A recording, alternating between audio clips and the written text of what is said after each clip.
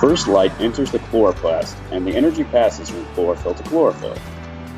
Light strikes the chloroplast, and the chlorophyll pigments in the photosystem II are excited until the energy reaches the p680 chlorophyll molecules. The p680 chlorophyll molecules transfer electrons to the primary acceptor, represented by Lorentz arms. Meanwhile, water is ionized into oxygen gas and hydrogen ions. The electrons from the water molecule are moved to the p680. Hydrogen ions are actively transported into the thylakoid space. The movement of hydrogen into the thylakoid space creates a high concentration of hydrogen ions in the space and a low concentration outside of the space. Hydrogen ions are moved through the ATP synthase via facilitated diffusion. The movement of hydrogen allows ADP to gain a phosphorus and become, you guessed it, ATP.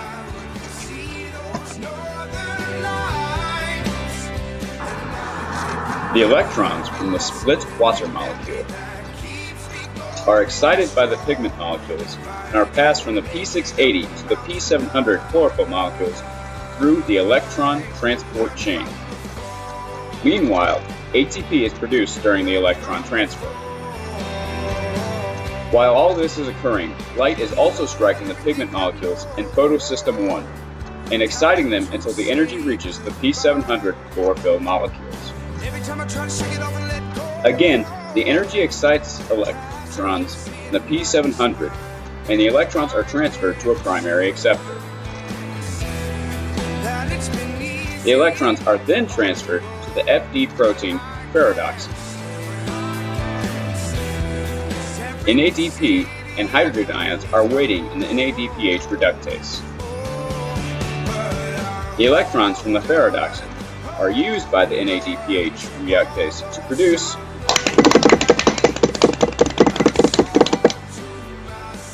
NADPH. And that's what's ballin' with the light reactions. Thought we were done?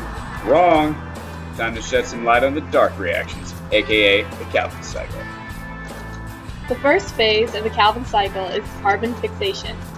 During this phase, carbon dioxide enters into the Calvin cycle. It then splits into oxygen and carbon. The carbon atom joins with the RuBp molecule, forming an unstable intermediate. The intermediate is broken into two 3-carbon chains by ATP, which also adds phosphorus to the ends of each chain.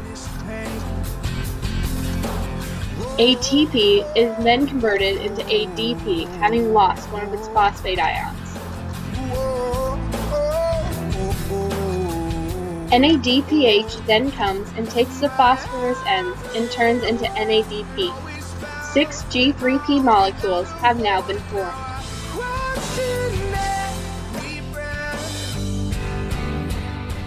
Phase 2, reduction. In reduction, one of the G3P molecules leaves the chlorophyll to be used by the plant. The other 5 remain in the Calvin cycle. The final phase is the regeneration of the carbon dioxide acceptor. Here, ATP recombines the 5G3P into 3 5-carbon RuBp. ATP is then reconverted into ADP. This RuBp then goes back into the cycle so that the Calvin cycle can repeat. Thought we were done again? Well, you're right. So how about a quick recap? Fade away, just itching for the right time to come out and play. I can see it in your eyes. You pull the trigger, hypnotized. Better find the floor and start to pray. She might feel the need to play a twisted game. Never mind, it's much too late. The look you wore just sealed your fate.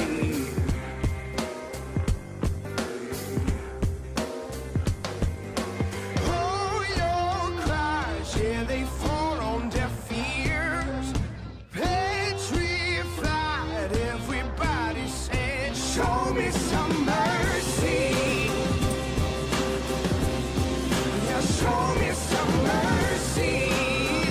Oh my god.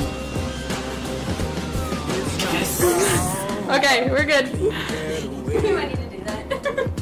The gold is in one. The paper say See? That's awesome. There you go. That was terrible. what we want till there's nothing left.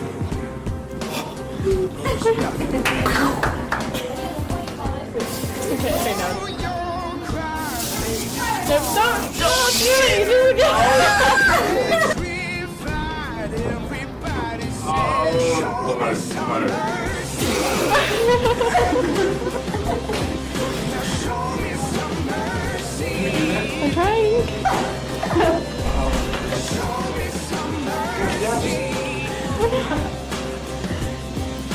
Show me some mercy.